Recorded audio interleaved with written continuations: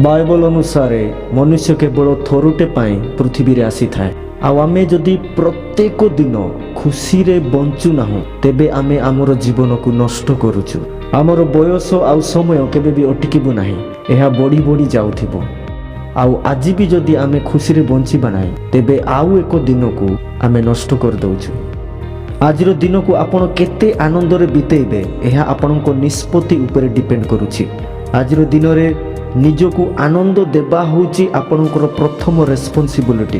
प्रत्येक दिन जेबे आपण सकाळे उठंते आपण कहिबा दरकार जे प्रभु मते आज सकाळे उठेइथिबारु धन्यवाद, एही जीवन पाई धन्यवाद, एही निश्वास प्रश्वास पाई धन्यवाद प्रभु। एही दिन को मु आनंद रे बितेइबी।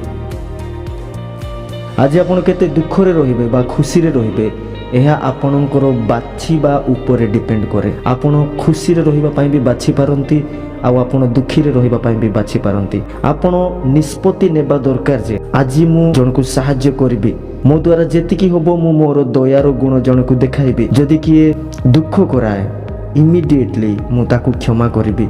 मु निष्पत्ति करूची केते खराब परिस्थिति हेले मध्य बेसी समय मु दुख रे रहिबी नाही, निजे खुशी रे रहिबी।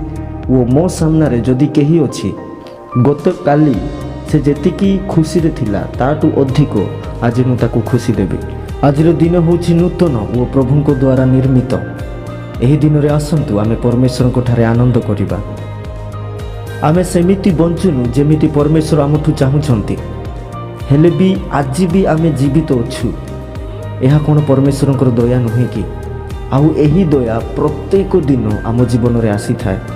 सेथिपाई आमे प्रभात समय रे परमेश्वर को मन पकई धन्यवाद देवा उचित। कौन आज आपण आनंद बिहुने विरक्ति रे फ्रस्ट्रेशन रे लोक मानकर नेगेटिव विषय खाली देखि बंचिया पई जाउछंती ना ईश्वरंकर समस्त दया पाई धन्यवाद दे लोक मान को ठारे केवल उत्तम गुण विषय जाको देखि परमेश्वर को आपण धन्यवाद देवा पई जाउछंती।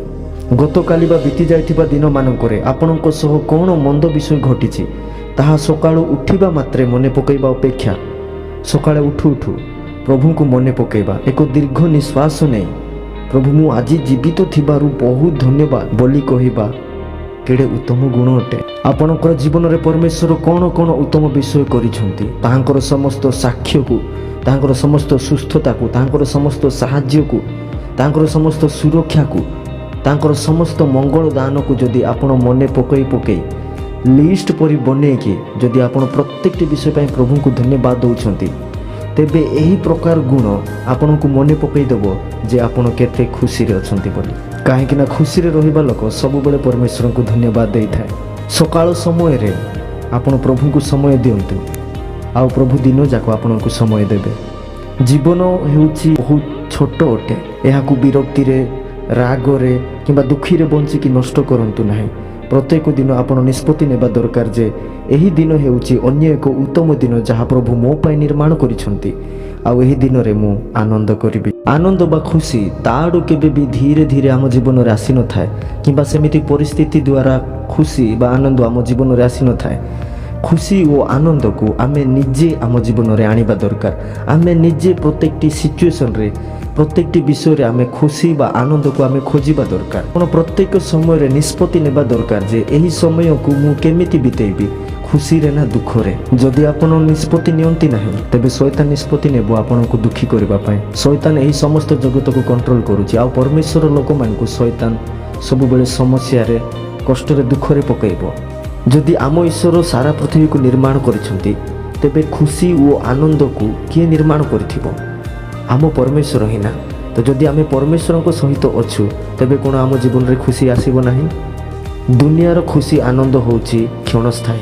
जदि आपण परमेश्वर को सहित अछंती तेबे आपणकर जीवन रे बिना रीजन रे किछि भी ठीक नथिले मध्य आपणकर जीवन रे सब बेले आनंद और खुशी रहिबो। आपण जदि सब बेले खुशी रे रहिबा विषय को जदि भाबुथिबे तेबे आपणकर ध्यान सब बेले खुशी आड़ को जीवो। आ जदि आपणकर जीवन रे कोन कोन समस्या अछि, कोन कोन कष्ट अछि से विषय जदि आपण भाबुथिबे तेबे आपणकर ध्यान सब बेले दुख आड़ को जीवो। बेले बेले आमे बहुत छोट छोट परिस्थिति पाई अधिक दुख करि थाउ, अधिक विरक्त होई थाउ, अधिक रागी थाउ आ हमर दिन को आमे एमिति ही विरक्ति रे बितेई देई थाउ। प्रियर मोर विश्वासी माने जदि एही दिन चली जीवो ତେବେ କ'ଣ ପୁଣି ଫେରିବ? ସେହି ଛୋଟ ଛୋଟ ବିଷୟ ପାଇଁ ଯଦି ଆମେ ସାରା ଦିନକୁ ନଷ୍ଟ କରିଦେଉଛୁ, ତେବେ ଆମେ ଆଉ ଏକ ଦିନ ହରାଇ ଦେଉଛୁ, ଯେଉଁ ଦିନରେ କି ଆମେ ଖୁସିରେ ବଞ୍ଚି ପାରିଥାନ୍ତେ। ସେଥିପାଇଁ ପ୍ରତ୍ୟେକ ଦିନ ନିଷ୍ପତ୍ତି ନିଅନ୍ତୁ ଯେ ଆଜି ହେଉଛି ପରମେଶ୍ୱରଙ୍କ ଦ୍ୱାରା ବନାଯାଇଥିବା ଆଉ ଏକ ନୂତନ ଦିନ। ଆଉ ଆଜିର ଦିନରେ କେତେ କେମିତିକିଆ ମନ୍ଦ ପରିସ୍ଥିତି ଆସିଲେ ମଧ୍ୟ ମୁଁ ପ୍ରଭୁଙ୍କ ଠାରେ ଆନନ୍ଦ କରିବି। ଆପଣ କେତେ ଖୁସିରେ ରହିବେ ତାହାର କଣ୍ଟ୍ରୋଲ ଲୋକମାନଙ୍କୁ ଦିଅନ୍ତୁ ନାହିଁ। ଆପଣ ଘର ଲୋକ କେହି କ'ଣ କହିଦେଲେ ଆପଣ ଦୁଃଖୀ ହେଇଯିବେ, କାମରେ କିଏ କ'ଣ କହିଦେଲେ ଦୁଃଖୀ ହେଇଯିବେ, ଅଫିସରେ ଆଉ ଅନ୍ୟାନ୍ୟ ସାଙ୍ଗସାଥିମାନଙ୍କ ଦ୍ୱାରା କିଏ କ'ଣ କହିଲେ ଆପଣ ଦୁଃଖୀ ହେଇଯିବେ। ଯଦି ଆପଣ ଏମିତି ହେଉଛନ୍ତି, ତେବେ ଆପଣଙ୍କର କଣ୍ଟ୍ରୋଲକୁ, ଖୁସିରେ ରହିବାର କଣ୍ଟ୍ରୋଲକୁ ଆପଣ ଲୋକମାନଙ୍କୁ ଦେଉଛନ୍ତି। ପ୍ରିୟର ମୋର ଖ୍ରୀଷ୍ଟ ବିଶ୍ୱାସୀମାନେ, ଆମର ଜୀବନ ବହୁତ ଛୋଟ ଅଟେ, ଆଉ ଆମର ମୃତ୍ୟୁ କେବେ ବି ଆମକୁ ଜଣେଇକି ଆସିବ ନାହିଁ। ଏହା ହେଉଛି ରିଆଲିଟି। ଆଉ ଏହି ସତ୍ୟ ବିଷୟକୁ ଯଦି ଆପଣ ଡିପଲି ବୁଝିବେ, ତେବେ ଆପଣ ପ୍ରତ୍ୟେକଟି ମୁହୂର୍ତ୍ତରେ ଆନନ୍ଦରେ ରହିବା ପାଇଁ ବାଛିବେ। କିଏ କ'ଣ କହିଲେ ସେସବୁ ବିଷୟକୁ ଭାବି ଭାବି ଦିନକୁ ନଷ୍ଟ କରନ୍ତୁ ନାହିଁ। ପ୍ରତ୍ୟେକ ଦିନ ନିଜକୁ ଖୁସିରେ ରଖିବା ପାଇଁ ରେସ୍ପନ୍ସିବିଲିଟି ନିଜେ ନିଅନ୍ତୁ, ଆଉ ନିଜର ଜୀବନକୁ ସୁଖମୟ ଜୀବନ ବନାନ୍ତୁ।